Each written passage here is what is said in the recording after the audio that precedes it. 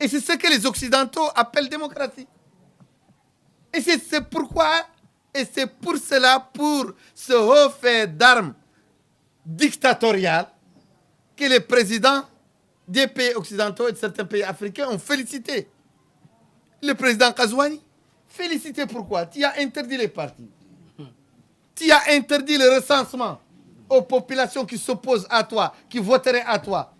Est-ce que si les populations qui voteraient pour Sonko et Diomaye, les élections passées, si toutes ces populations avaient été interdites de vote, de s'inscrire dans les listes, si le parti APR avait inscrit seulement les populations qui lui sont favorables et a fait les élections et qu'il a gagné, est-ce que ça s'appelle la démocratie? Non. Mais c'est ce qui se passe en Mauritanie. Ouais. Le parti au pouvoir, il interdit le recensement sur le registre électoral aux populations opposantes et permet à sa seule population, ses seuls partisans, de voter. Il interdit les bureaux de vote. Là où nous sommes, où nous allons gagner, où nous sommes donnés favoris. Par exemple, au Sénégal, où il y a plus de 300 000 Mauritaniens. Pourquoi les Mauritaniens du Sénégal sont interdits de bureaux de vote? Parce que tous les pronostics disent qu'ils vont voter pour l'opposition. Et le pouvoir les saute, il part en Arabie Saoudite, là où il y a ses partisans pour implanter des bureaux de vote vides, où il n'y a que des fantômes, ou quelques rares personnes affiliées au gouvernement. Pourquoi les partis, les concurrents, opposants, sont interdits de bénéficier du financement de leur campagne? Pourquoi le parti au pouvoir en Mauritanie, le président actuel, le chef de l'État, qui a usurpé le pouvoir dans les élections du 29 juin passé, lorsque je l'ai battu dans toutes les villes, là où il y a la vie, je l'ai bâti. Là où vivent les Mauritaniens, je l'ai bâti à plate couture. C'est pourquoi il a émigré, il a transféré le combat dans le désert où il n'y a pas de vie, où il n'y a pas de citoyens, où il n'y a pas les constitutifs d'un bureau de vote. Un bureau de vote doit exister là où il y a un bâtiment public. Il a émigré en enfreignant la loi pour aller dans des déserts où il n'y a pas de bâtiment public, il n'y a pas d'école, il n'y a pas de dispensaire, il n'y a pas de vie. Et il a implanté des bureaux dans le désert. Et comment ces bureaux, on les a fait voter contre nous? Ce sont des listes électorales où il y a des dizaines de milliers de Mauritaniens qui ont été inscrits arbitrairement sur les listes, sans leur consentement souvent. Et ces listes ont été envoyées dans ces bureaux de désert. Et un centre de vote dans le désert où il y a 10 000 votants, 5 000 votants, 4 000 votants, 3 000 votants ou 1 000 votants. Pour 1 000 votants, il y a 5 personnes qui partent, ils vont voter pour les 1 000. Et ils ont une seule consigne, voter dans la case du chef de l'État. Et ça, c'est fait partout. Pour 10 000 personnes, on envoie 100 000 personnes, elle va voter pour les 10 000. Pour 6 000 personnes, on envoie 60 personnes, elle va voter pour les 10 000. Et le pouvoir prend une CENI qui est à sa botte. Une commission électorale, ils disent indépendante. Non, ils la prennent parmi leurs laudateurs. Le président de la CENI, le président du Conseil constitutionnel. Ce sont les deux institutions qui sont chargées de garantir la transparence des élections. Mais ces deux institutions sont dirigées par deux hommes qui ont soutenu avec hypocrisie, avec faux témoignages, tous les coups d'État que l'actuel général Ould Ghazouani a fomenté en Mauritanie depuis 2003 jusqu'à nos jours, depuis 2005 jusqu'à nos jours. Les 4 ou 5 coups d'État dans lesquels il a trempé, ces deux hommes sont ses inconditionnels, ses laudateurs. Et ils ont toujours soutenu le pouvoir, même dans ses atrocités, lorsqu'il y avait des génocides contre les Noirs. Même dans ces atrocités, dans l'application de l'esclavagisme qui sévit encore en Mauritanie.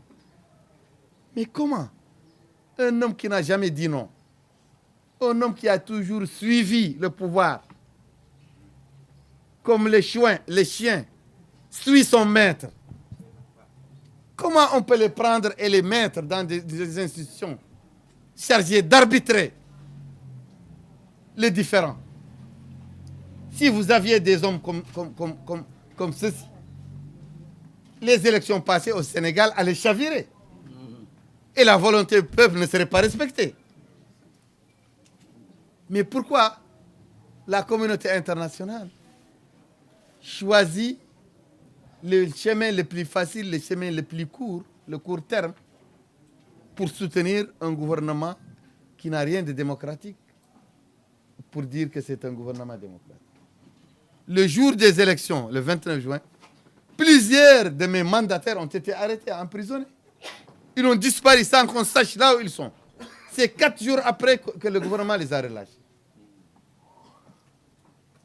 Après les élections, les citoyens mauritaniens se sont soulevés de joie, sans aucun acte offensif, sans aucun acte agressif. Toutes les villes de Mauritanie, toutes les populations des villes sont sorties. Parce que les populations des villes mauritaniennes avaient voté massivement pour Biram Dabeid. Et le chef de la junte militaire qui a fomenté son premier coup d'État en 2005, et depuis lors il est au pouvoir. Au début comme second,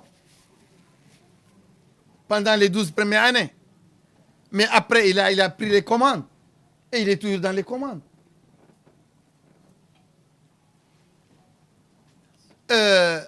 Les populations mauritaniennes qui ont voté des villes, des grandes villes mauritaniennes, lorsqu'ils ont vu que l'on massivement voté pour moi et que le pouvoir est massivement écrasé, le candidat du pouvoir, ils sont sortis manifester leur joie. Qu'est-ce qui a été fait?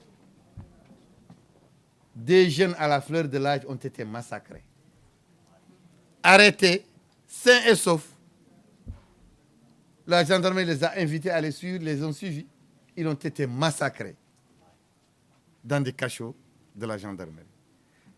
Plus de 2000 de mes partisans ont été arrêtés, emprisonnés, torturés pendant 9 jours et relâchés. Une campagne de diabolisation, nous taxant d'être, nous taxant de tous les mots a été enclenché par le pouvoir. Donc, comment un pouvoir qui est jugé parti, qui enfreint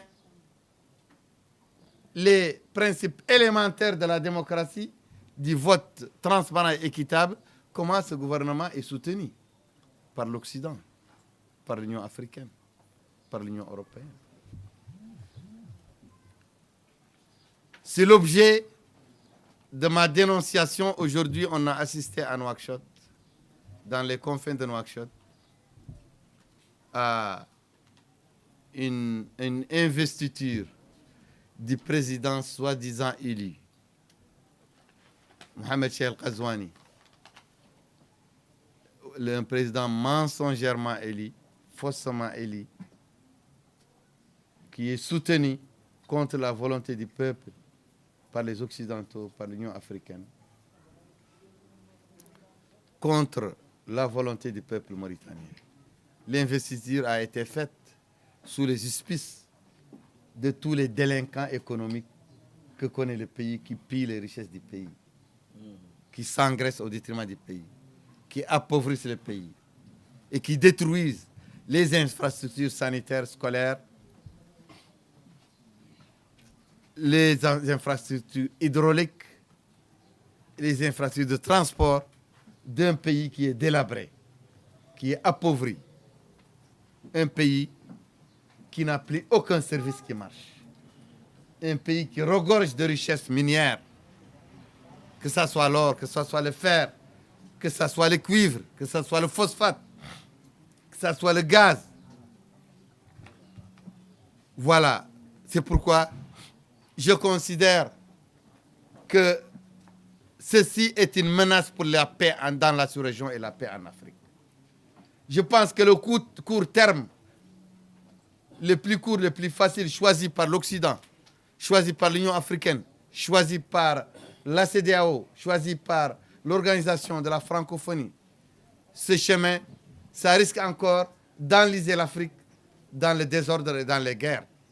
Ce qui a amené les désordres au Mali, ce qui a amené que les peuples africains ont rejeté la démocratie, qui est devenue un enfer pour eux parce que c'est une fausse démocratie.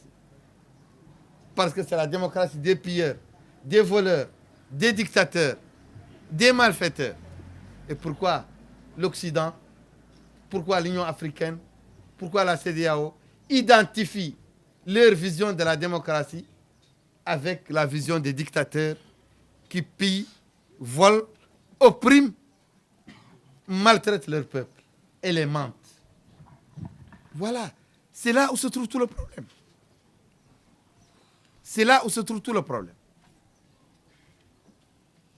Et c'est là l'objet de mon combat avec une jeunesse africaine désemparée, qui s'adonne maintenant à la mort, au suicide, dans la mer Méditerranée,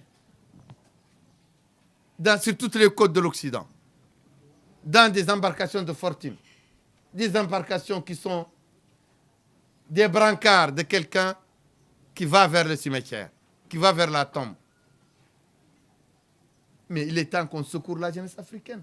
Je demande à la jeunesse africaine de se tenir debout, de se lever contre cet état de fait.